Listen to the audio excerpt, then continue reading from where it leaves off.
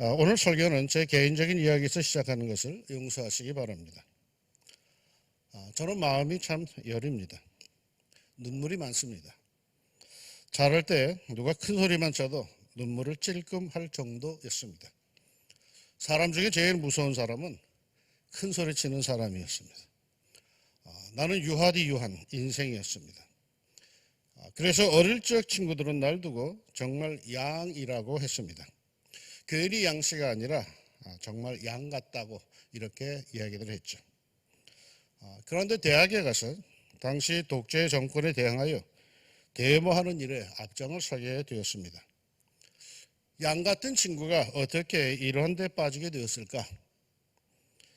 대학에 가서 우연히 철학과 과대표를 하게 되었고, 과대표가 되니까 등 때밀려서 앞에 설 수밖에 없었습니다. 당시는 학생운동이 조직화되기 이전이기에 세칭 운동권이란 말도 없었습니다. 데모는 당시 대학의 한 문화였고 심지어 낭만적인 면도 있었습니다. 대개가 데모를 계획하고 선동하는 것은 철학과 같은 뒤에서 머리 굴리는 그런 문과생들이 했고, 앞장서서 현장에서 소리 지르며 나아가는 행동대원들은 대개 경영경제과생들, 이른바 상과생들이 했습니다. 그리고 나중에 징계를 받고 붙잡혀가는 것은 주로 공대생들이 했습니다.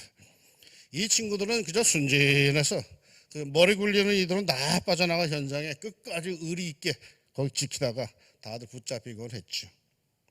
아무튼 대학에 가서 저는 등 때밀려 데모에 앞장을 서게 됩니다. 한 번은 4.19, 오늘이 4.19죠. 4.19를 앞두고 뭐월 뭐일 뭐시에 4.19 기념동상 앞에서 우리 한번 거사를 일으키자 하고 비밀 결의를 했는데, 마음이 얼마나 초조하고 불안하고 두려운지 모르겠어요. 결정은 내려놓고 마음은 불안하기 아주 짝이 없습니다. 하지만 아니야, 이것은 반드시 해야 돼. 내가 아니면 누가 하겠어. 스스로 마음을 다스리며 마음을 독하게 먹곤 했습니다. 이런 갈등과 이러한 고집 속에 제 마음은, 제 멘탈은 두터워지기 시작했습니다. 웬만한 것은 고집을 부리지 않지만 아니다, 이거다 할 때에는 물불을 가리지 않았습니다. 순한 양이 고집 부릴 때는 외골수랍니다. 결코 물러서지 않는 데입니다. 죽으면 죽었지 결코 포기하는 법이 없다죠. 지난 2월 말부터 우리는 예배를 교회당에서 못 드렸습니다. 불교나 천주교는 모르지만 우리 개혁교회, 개신교도들은 예배를 못 드리면 우리의 신앙은 다 죽습니다. 우리는 함께 모여 예배함으로 하나의 공동체, 그 순간 하나 되게 하시는 성령의 역사 속에 우리의 믿음을 지켜갑니다. 개중에는 교회는 흩어지는 교회가 되어야 한다고들 하지만 흩어지기 위해서는요, 반드시 먼저 모여야 합니다. 모임이 있어야 하죠. 함께 모여 함께 하나님께 예배하고 흩어지는 겁니다. 성경도 그렇게 가르치고 있습니다. 모이기를 피하는 어떤 사람들의 습관과 같이 하지 말고 오직 권하여 그날이 가까움을 볼수록 더욱 그리하자. 나는 우한 코로나 바이러스가 아무리 어쩌고 저쩌고 해도 예배는 드려져야 한다라는 목사입니다. 내 할 일, 내가 주의할 거 다 하고 그 다음에 목숨 걸면 그 뒤는 아버지 하나님께서 알아서 하신다며 예배는 어떻든 간에 드려야 한다는 그런 주의입니다. 그러나 코로나 사태 초기에 사회가 너무 불안해하고 신천지로 인해서 피해가 막대하니 신천지와 교회를 구분하지 못하는 국민들은 더욱 불안해하겠다 싶어서 한 두 주만 참으면 되겠지 했습니다. 당회에서도 예배 소집권은 내게 전적으로 위임해달라고 해서 때가 되었다 싶으면 즉각 주일 예배를 드리려고 했습니다. 그렇게 3월 한 달이 지나갔고 4월 종료주일을 앞두게 되었습니다. 종료주일, 부활주일은 우리 그리스도인들에게는 얼마나 소중한 절기입니까? 이때는 무슨 일이 있어도 예배를 드릴 거라고 스스로 고집을 부렸습니다. 이웃교회 목사님들 모임에 가서도 교회가 사회 눈치 보다가 어떻게 교회의 정체성을 갖겠느냐고 이제는 현장 예배를 드려야 된다라고 큰 소리를 쳤습니다.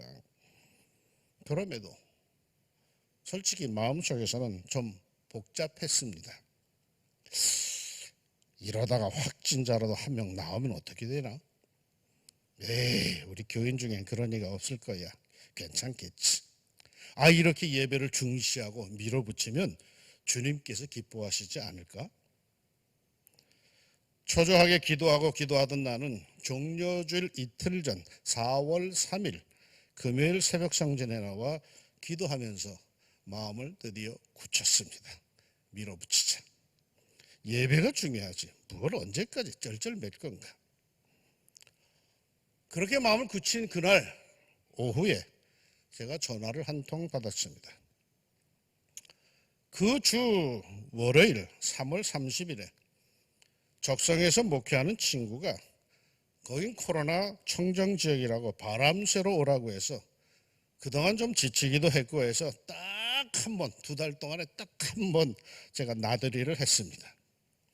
그 월요일에 적성에서 만난 친구가 금요일에 제게 전화를 한 겁니다. 좀 긴장된 목소리입니다.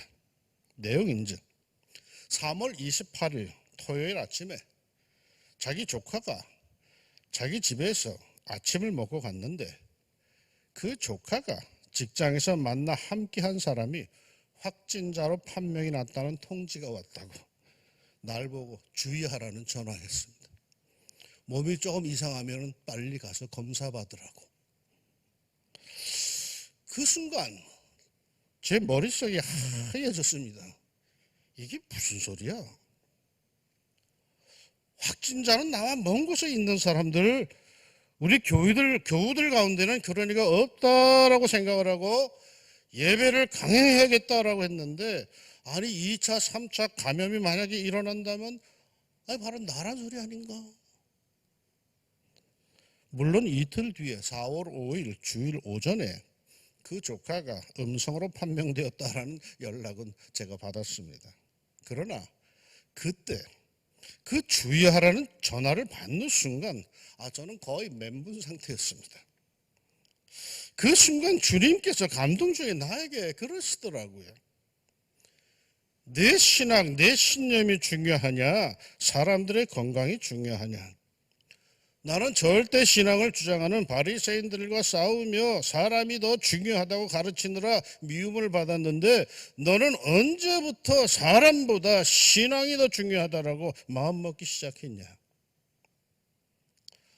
사랑하는 여러분, 우리가 성전 예배를 못 드린 것은 압력을 받아서 믿음이 약해서 그런 거 아닙니다.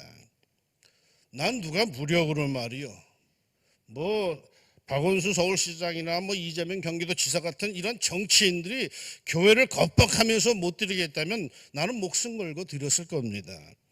외부 압력으로 못 드린 게 아닙니다. 안 드린 겁니다. 왜요? 저 신당동에 있는 같은 시찰 안에 큰 교회 목사님이 이런 말을 제게 하시더라고요. 당신네 교회도 일찍부터 모든 모임과 예배를 중단했는데 어느 날 약국에 갔더니 그 약사가 자기를 알아보고는 이렇게 인사를 하더래요. 목사님, 감사합니다. 교회가 예배와 모임을 중단해 주어 이 지역의 상권이 살아 있습니다. 그 교회 목사님, 부목사님들도 점심때 주위의 식당에 가면 다들 그렇게 인사를 하더래요. 교회 덕에 상권이 죽지 않았다고. 교회가 참 고맙다고. 만약에 교회가 예배를 고집하여 드리다가 확진자 한 명이라도 다녀갔다 하면은 그 동네 상권이 일시에 다 죽는 판인데 교회가 어려움을 감수해 주어서 참으로 고맙다고 그리 인사를 하더라는 거예요. 그 말을 듣고 생각해 보니까 정말 그렇습니다. 우리가 예배를 고집부리다가 만에 하나라도 확진자 한 명이 다녀갔다 할 것 같으면 교회 폐쇄는 물론이고 이 지역의 텐주일, 이 센트럴, 이 지역의 상권이 다 죽습니다. 우리 때문에 이 지역이 다 당합니다. 우리가 참는 것이 낫지 않겠습니까? 신앙이 뭡니까? 고집만이 소신만이 다가 아닙니다.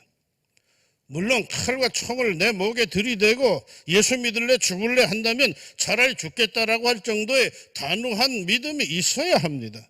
그래야 저 북한의 성도들에게도 부끄럽지 않을 것이고 이슬람 폭력 하에 그 성도들에게도 우리가 할 말이 있을 겁니다.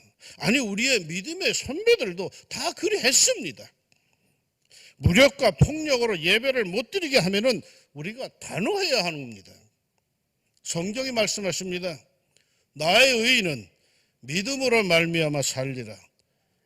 또한 뒤로 물러가면 내 마음이 그를 기뻐하지 아니하리라 하셨느니라. 폭력이 무서워서 위협이 두려워서 뒤로 물러가는 신앙, 이건 부끄러운 신앙이죠.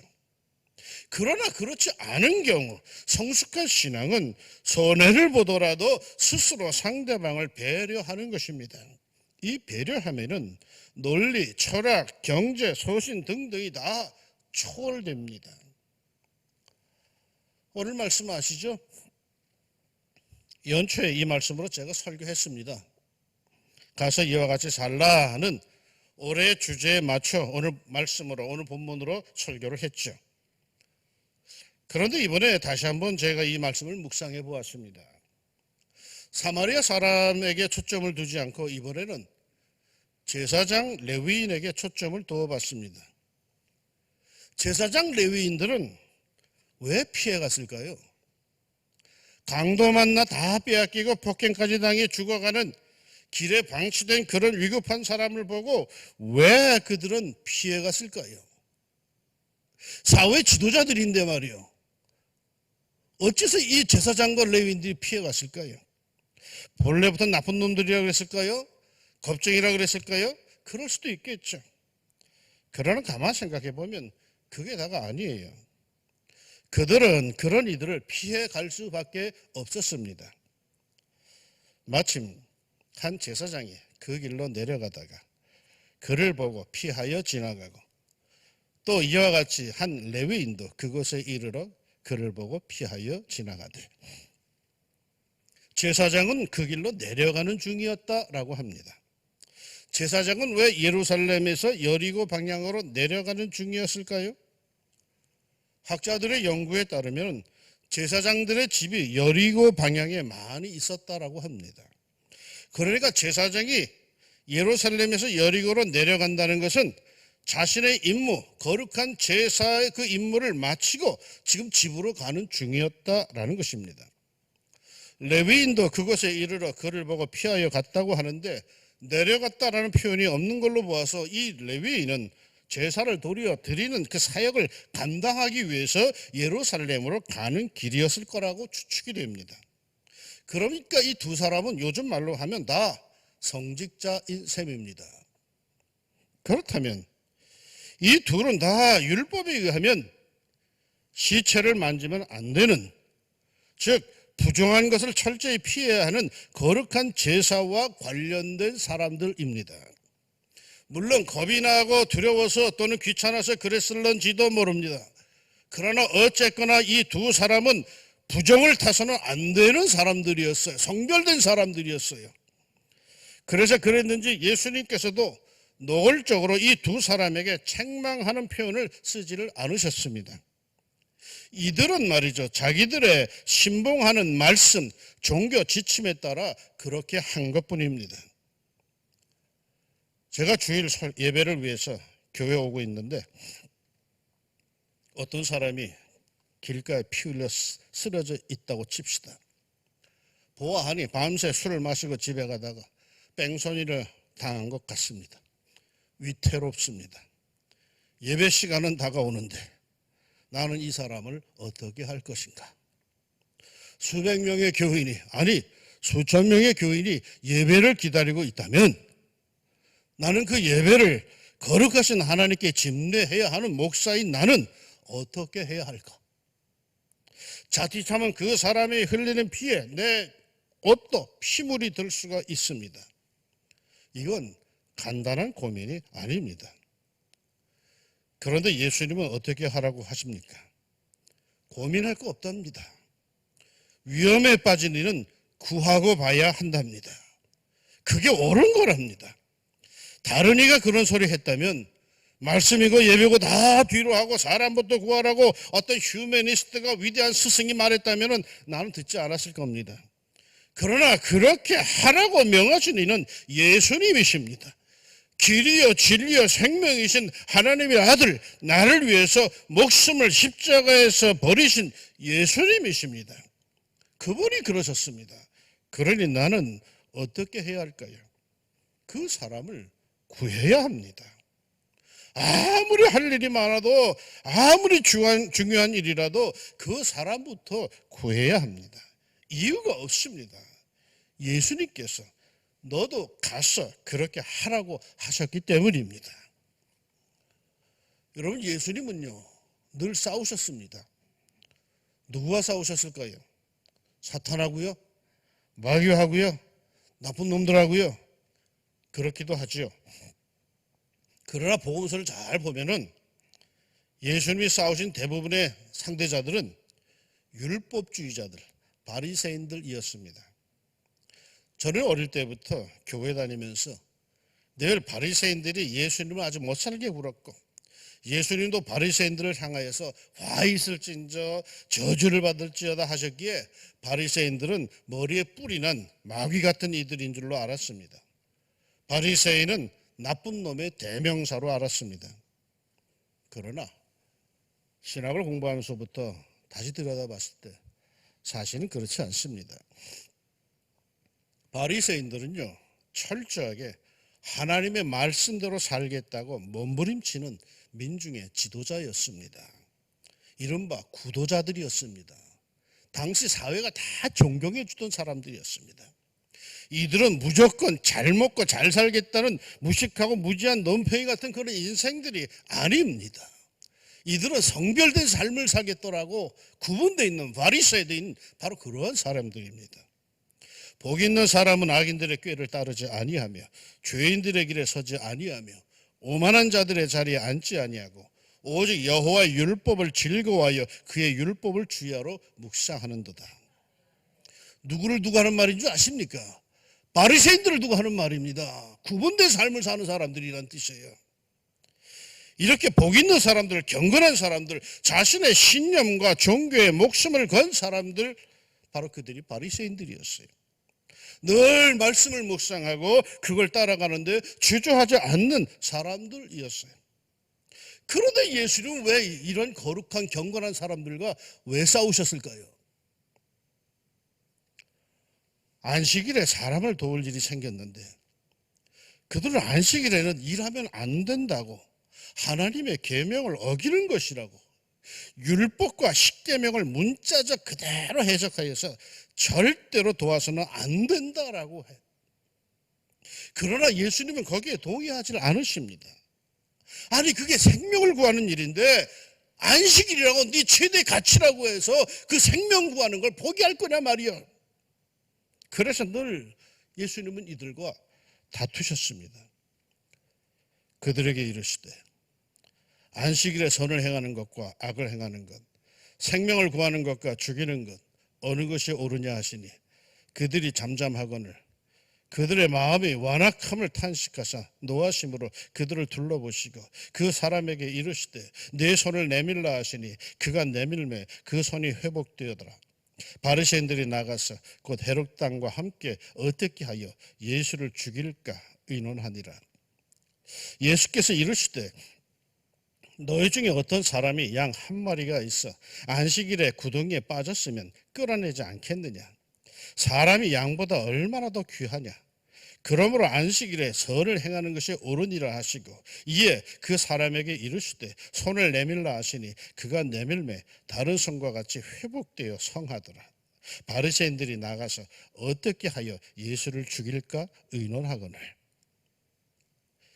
예수님은 평생 무엇 때문에 살해 위협을 당하셨습니까? 주님은 평생 무엇에 대항하여 그토록 싸우셨습니까? 그런 주님이 이렇게까지 말씀하십니다. 또 이르시되 안식일이 사람을 위하여 있는 것이요 사람이 안식일을 위하여 있는 것이 아니니 이러므로 인자는 안식일에도 주인이니라. 안식일을 범하면 돌로 치라고 하던 유대 율법 절대주의에 빠져 살던 당시로서는 이건 가히 혁명적인 선언입니다. 사람이 안식일을 위해 있는 것이 아니라 안식일이 사람을 위해 있는 거라고 하십니다. 뭐가 중요하다는 것입니까? 사람이 중요합니다. 생명이 중요합니다. 어떤 종교적인 논리와 신념을 붙여도 예수님에게는 사람이, 생명이 중요합니다. 그게 예수님의 마음이요, 그게 사랑입니다. 우리는 말이요, 그런 예수님을 믿는 사람들입니다. 우린 율법주의자가 아니에요. 우린 예수님 말씀대로만 사는 사람들이지. 사랑은 배려예요. 사랑의 공동체 교회는 배려할 줄 알아야 돼요. 누구를요? 자기들을요? 아니에요. 세상 사람들을 배려할 줄 알아야 돼요. 세상 사람들이 코로나 바이러스 때문에 교회를 염려하며 바라봅니다.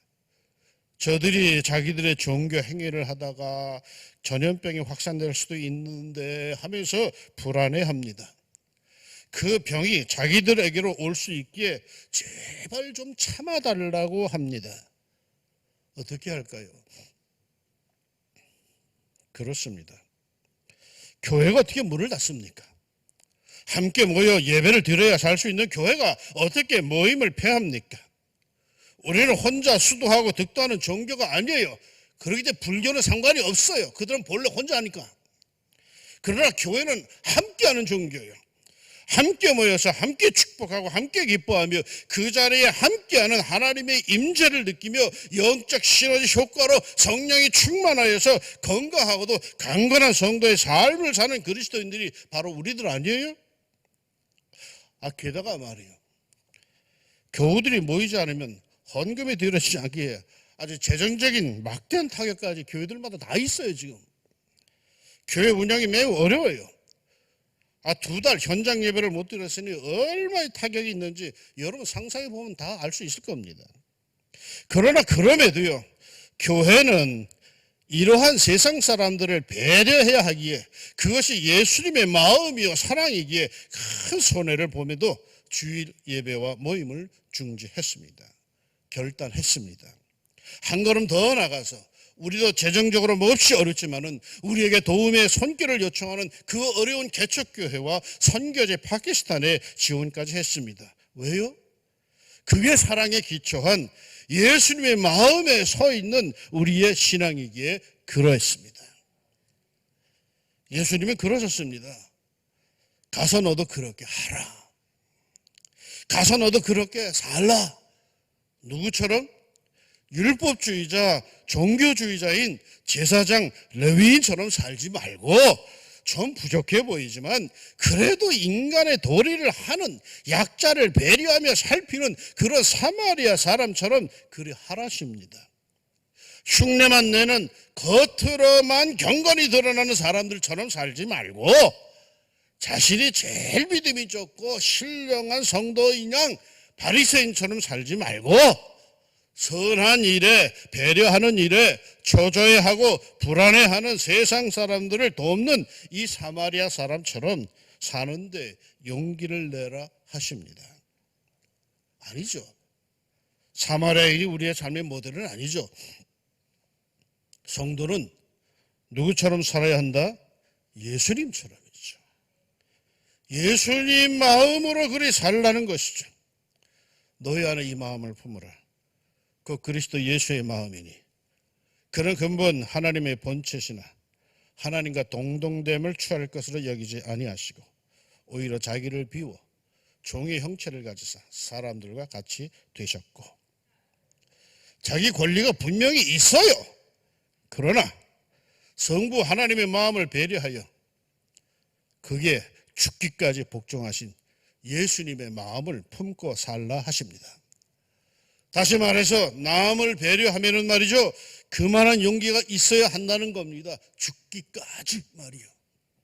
마음이 좋아서 배려하는 게 아니라 정말 속은 그렇지 않은데 그래도 말씀대로 속을 이를 꽉 깨물고 죽기까지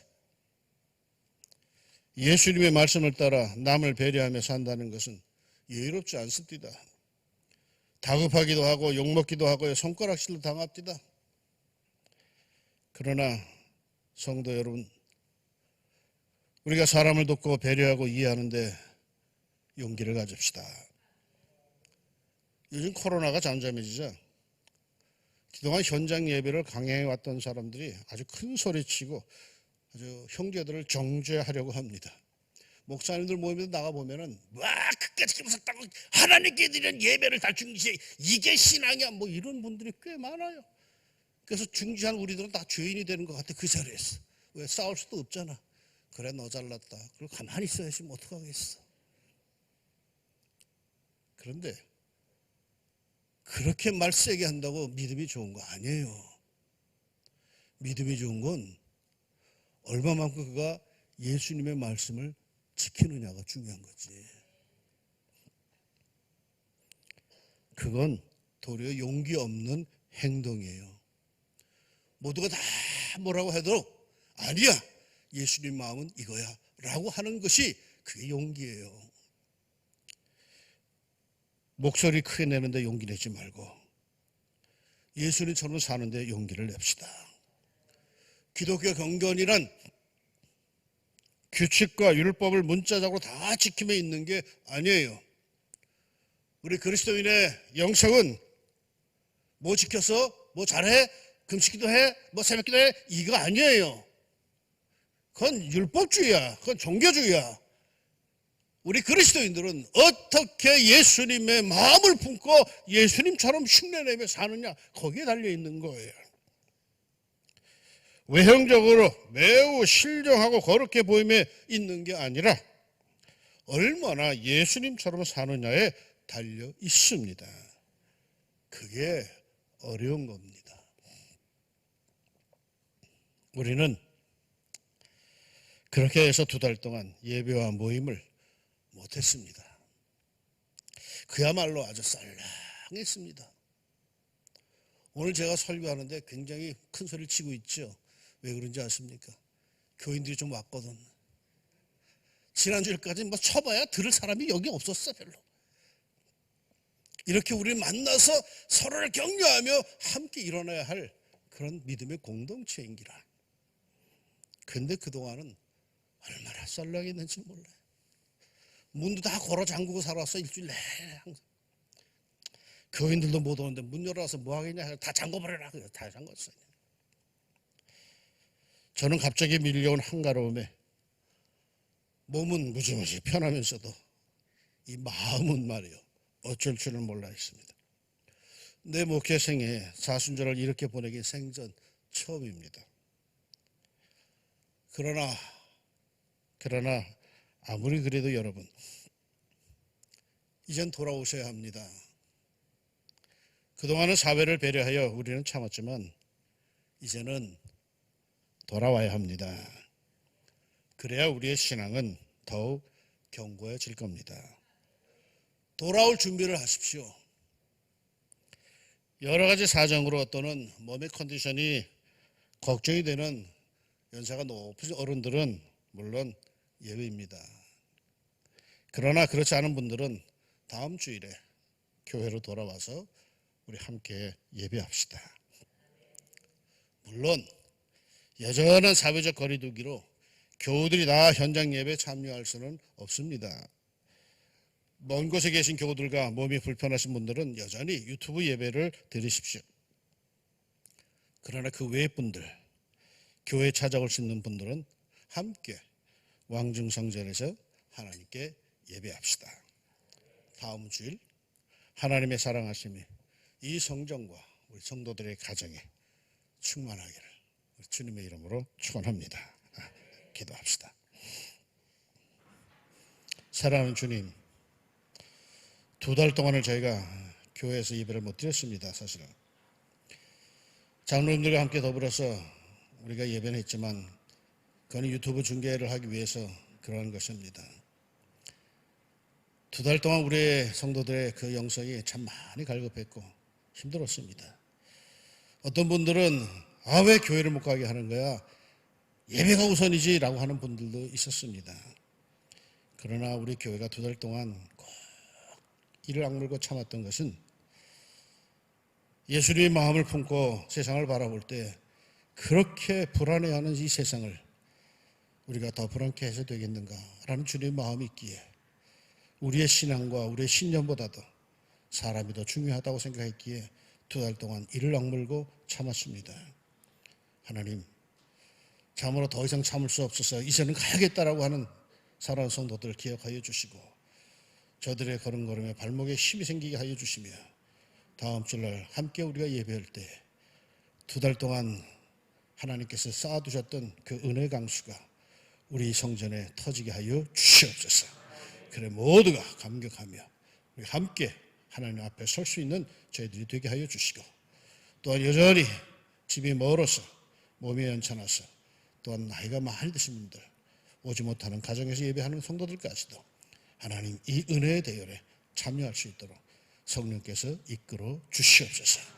주님의 평강이 이제 한국교회를 통하여서 다시 한번 일어나게 하여 주시사 하나님 이 나라를 앞으로 선도해 나갈 수 있는 교회 권세가 꼭 있게 하옵소서. 예수님의 마음이 우리의 마음에 더욱 충만케 하시기를 원하오며 예수님의 이름으로 기도합니다.